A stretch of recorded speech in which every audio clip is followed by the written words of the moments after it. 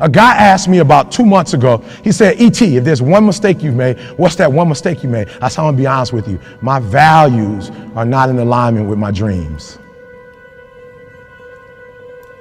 He said, E.T., what do you mean by that? I said, I want to tell you a story. I got a good friend of mine, he came to me and said, Eric, my marriage is not where my marriage needs to be. I need to make some adjustments. I see you and your wife. I see how much time you spend with your wife, how much time you spend with your children. And I want that. You buy your wife roses regularly. You're always taking her out to eat. Like, I'm watching you. You spoil her. E.T., what can I do? And so I told him what to do. And guess what he started doing, God? He started doing the exact same thing I started doing. And he said, Eric, it's not working. Like, I'm doing exactly what you're doing, but it's not working. He said, why isn't it working? I said, you know why it's not working? Because your values and your dream, you say you want a better marriage. But I told you need to iron your wife's clothes. You know what he told me? After a while, he said, I'm going to be honest with you, Eric. I know you told me to iron, you told me to wash, you told me to cook. But where I come from, he said, I'm going to be honest, Eric. When I do that, I feel like a punk. And I said, that's why you're having a hard time doing it. Because your value system says a man is not supposed to iron. A man is not supposed to cook. A man is not supposed to wash dishes. That's what your value system says. So you're doing one thing, but you're going against your own value system. The reason why I'm having such an easy time washing clothes and cooking and ironing, you know why? Because nothing is as important to me as my marriage. And I would rather be happy. I would rather be happy than to say I ain't no punk. Make me a punk. I want to be a punk. A happy punk. For real, no. A friend of mine, he came to my house and I didn't have a mop. And so I was on the ground and I was mopping the floor with a towel. And he says, E.T., the hip hop priest, you're on the ground and you're mopping? I said, yeah. He says, your wife got you whipped. I said, you didn't know. You just found that out. I've been doing a terrible job. I'm sorry. I am whipped. And after 23 years, you should be. And if you're not, it's a problem. So listen to me. There are those of you who said, I want to be a millionaire. I want to be the best at this company, right? But your value system says you believe in sleep more than you believe in grinding. Your value system says you are a consumer and not a producer. That you're spending more money than you're making. Why? Because you're a consumer, but you're reading all the books and you're saying everything the books are saying. But those books are not in alignment with your values. And if you're going to go to the next level, your values are going to have to change. That's what happened for Eric Thomas. My values about learning changed. I realized that information changes situations. And so I'd rather buy a book than buy a house.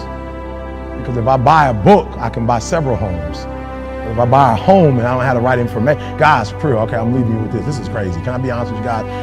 You could burn my house down and it wouldn't bother me. Well, how do I know? I had a home that a tornado tore down in Alabama. It didn't bother me. Why? Because we have the blueprint.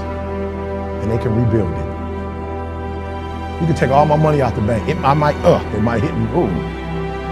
If I would tell you my lineup of speaking and our audio book, what we're making every month, we'll be all right. I can make more money. And if you take the knowledge out of my head and take the experiences that I have, I'm broke. I'm nothing. So now I don't just read because I see other people reading and I want to mimic what they're doing. I really believe in reading now. And so all I do when I have time is read. All right, so I got 1:48. I've never done this before, but I'm gonna get it done in 1:48. Last one, you gotta be obsessed with improvement, guys. Last one, come on. And this was so important because some of the greatest minds are gonna be in front of you today. Some people in this room who are not just talking it, they've lived it. But here's the problem. The problem with most people is that you're not obsessed with improvement. You're obsessed with making money. You're obsessed with taking your business to the next level. And can I be honest with you guys? When you become obsessed with improvement, I will spend more time learning in Australia than I will speaking. I'm gonna say it again because you missed it. I will spend more time sitting under people. I will spend more time with Glenn. I will spend more time with Aaron. I will spend more time learning than I will speaking in this country. I will walk away with stuff I never heard before, books I've never read before, audios I've never seen before, going to conferences that I've never gone, hanging out with people that I've never hung out with before. This is nothing, guys. This is just a dessert. Me speaking is just a dessert. This is just the beginning. I came to Australia to learn. I came to Australia to get an upgrade. And when I go back, my wife will notice a difference. My kids will know a difference. Why? I'm obsessed with improvement. Every day I'm getting better. There are those of you with phones, and every new phone that comes out, you get it. Every upgrade, you get it. Every piece of software, you get it. You are upgrading your technology, and you've not upgraded yourself. You got the same operating system you had since 1995. You don't think any different. You don't speak any different. You're the exact same person you were in 2010. I challenge you, the final one, I challenge you. I challenge you, the final one, I challenge you. We got 5 seconds, 4 seconds, I challenge you. Be obsessed with improvement. Be obsessed with improvement. Be obsessed with improvement. Why? Because if you don't kill it, then your family won't eat.